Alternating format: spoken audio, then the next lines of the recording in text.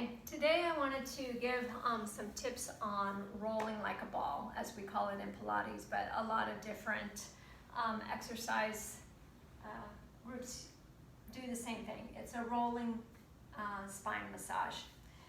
So the protocol is that you would come in to a nice ball shape, bringing your knees up towards the shoulders and your heels in close to your body.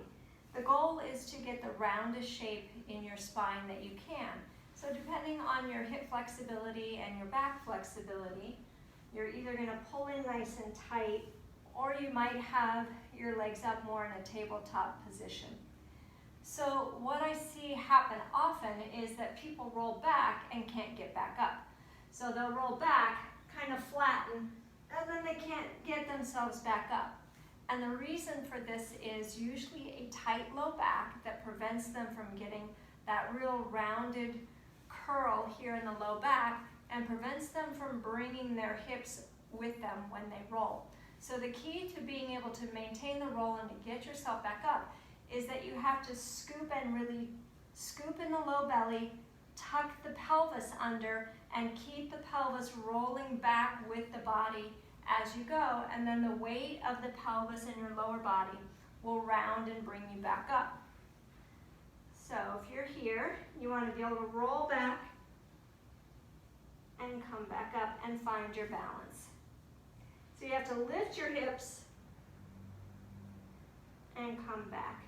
If you kind of leave your hips and flatten your back, there's nothing round in you anymore, and you've stopped the rolling action, and now you can't get yourself back up.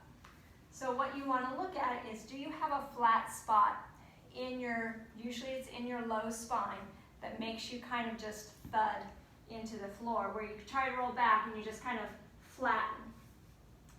If so, you want to work on being able to stretch out your hip flexors, because your hip flexors connect in your low spine, and if those are tight, they're going to pull on your spine and keep you from being able to stretch into a rounded position.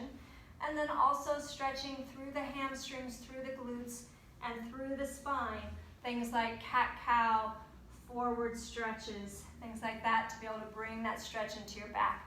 But the biggest thing that I see is that people are afraid to roll back and let their hips come up with them. So just one last time, you want to make sure the hips come up and you come back and find your balance. Okay, hope those tips help.